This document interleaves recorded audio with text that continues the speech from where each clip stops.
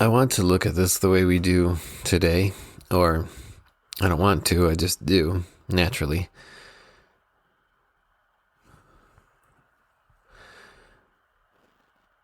Or I don't want to, I just do, naturally.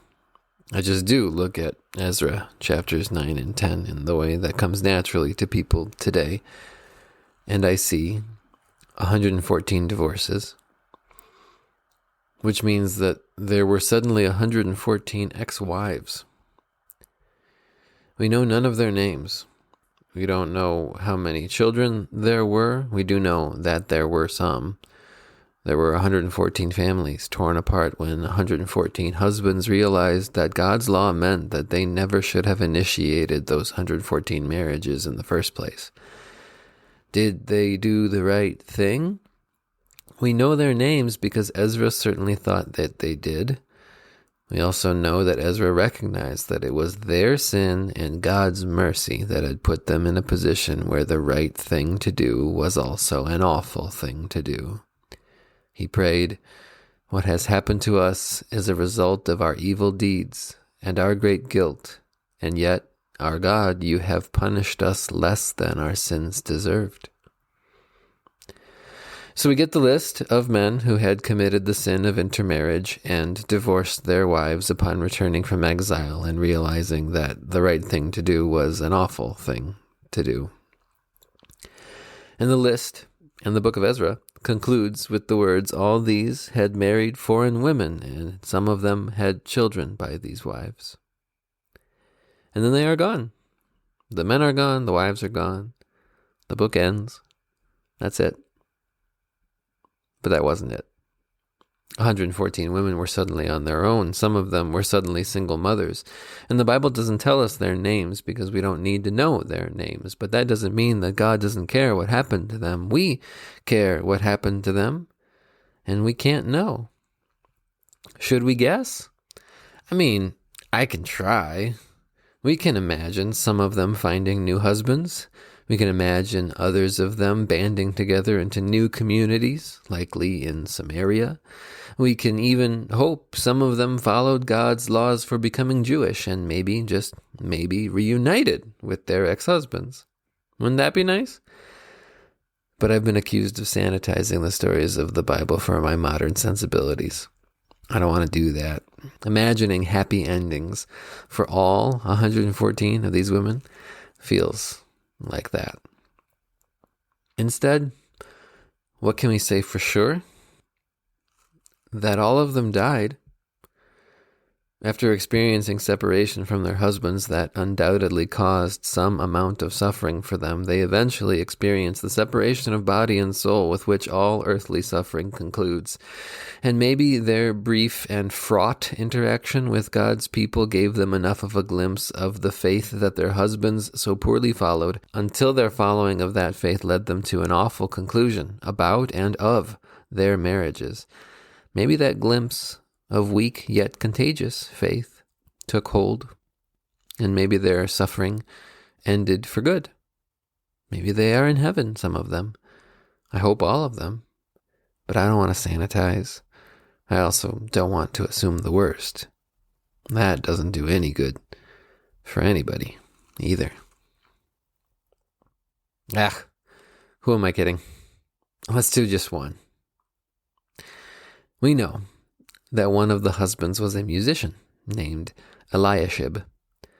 Let's say his wife was left a single mother.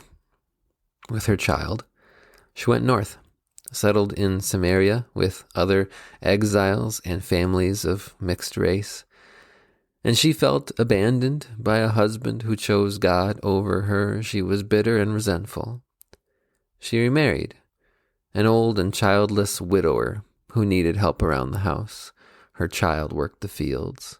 She gave the old widower a son who inherited the fields and took care of his mother and half-sibling. It was fine. One day she found herself humming a tune, one of the only ones she knew from what little music she'd heard in her whole life.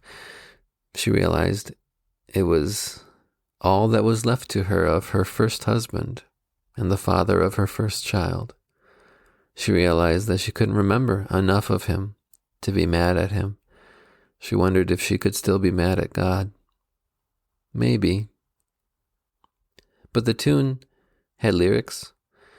It was a psalm, one of King David's, whom she never considered her king, but his words and her ex-husband's music and a life of suffering bounced around each other in her head.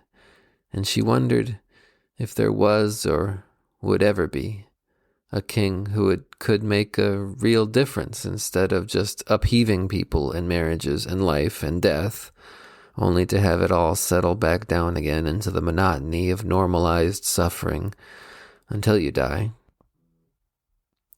Could anyone fix it? Was it all too broken by sin? Could mercy make it better? And if it could, wouldn't it do so by making things worse first? Wouldn't the solution to the awfulness seem awful to people, only used to the awfulness? Probably, right? Probably the right thing in a wrong world would seem even wronger than the wrong until it wasn't anymore, until it became clear that right is right and right is good. Is that what death is? Finding out what's really right when all that's wrong is over and done. And let's sanitize it the rest of the way, shall we? Let's have her look out the window at her second child in the fields. The one who, in a sense that's very real to her, suddenly saved her life. Whom God gave her. What a thought. And she remembers that God promised her ex-husband's people a son of King David who would fix everything. And her ex-husband's people's prophets promised he'd do that in an awful way, by dying. Maybe that's the awful situation, when sin and God's mercy will meet and it'll be over, done, the end. If God could make her life okay after what she'd been through, could he do that for the whole world? He can. He can, and he will. Maybe she was never really mad at him. Maybe she was only ever mad with him, mad at sin, patiently waiting for him to be the king who fixes it. And finally, she remembers his name, the ex-husband, Eliashib. God restores. What a thought.